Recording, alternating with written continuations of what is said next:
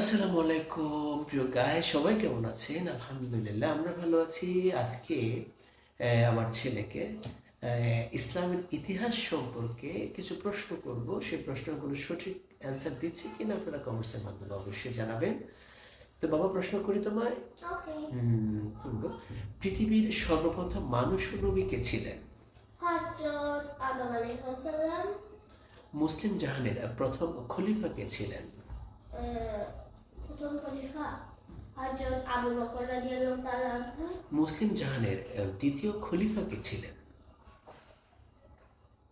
হযরত ওমর রাদিয়াল্লাহু তাআলা আনহু। মুসলিম জাহানের তৃতীয় খলিফা কে ছিলেন? হযরত হযরত উসমান রাদিয়াল্লাহু তাআলা আনহু।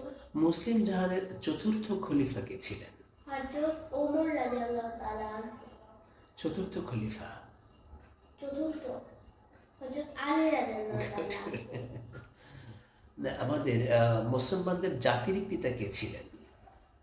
হযরত ইব্রাহিম আলাইহিস সালাম। মাশাআল্লাহ, গুড। তারপরে বলো, কত বছর পর্যন্ত ইউসুফ আলাইহিস সালাম মিশরের শাসক ছিলেন? 80 বছর পর্যন্ত।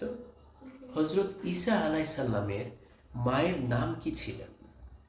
মারিয়াম আলাইহিস সালাম।